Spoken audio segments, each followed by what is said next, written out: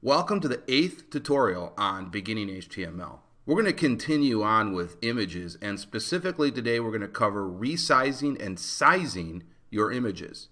So we'll use the same code that we did from the last video. And if you deleted that, I will open that up now, and you can go ahead and hit the pause button and just copy this.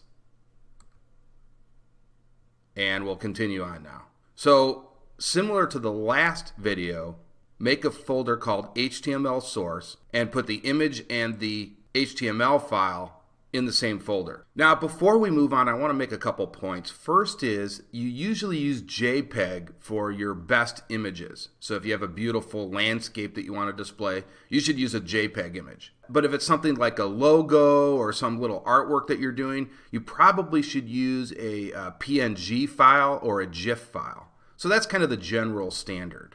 And of course here I'm using a JPEG file because this is a nice wonderful photo of Washington, D.C. Okay, so let's go ahead and open up the source now, and I'm going to show you how to resize an image. But actually before we do that, let's open up this HTML document in IE, and there you get an idea. That's just a huge image. So if this was a realistic website we were doing, we would want to actually change the size of this image, and I will show you how to do that right now. So let's go ahead and reopen this up in Notepad. And between this angle bracket and the ending quote, we're going to go ahead and put in a parameter called width.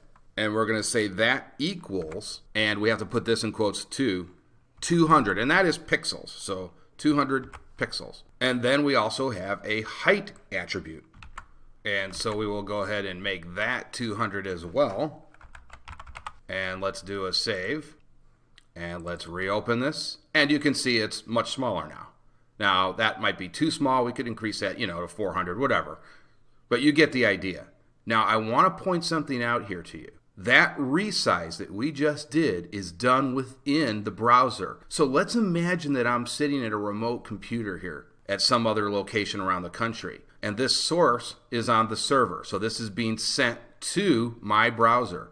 The resize gets done on the user's browser. So what I'm saying there is the original image is sent in its full size. So if we take a look at this image, you'll see it's still a huge image.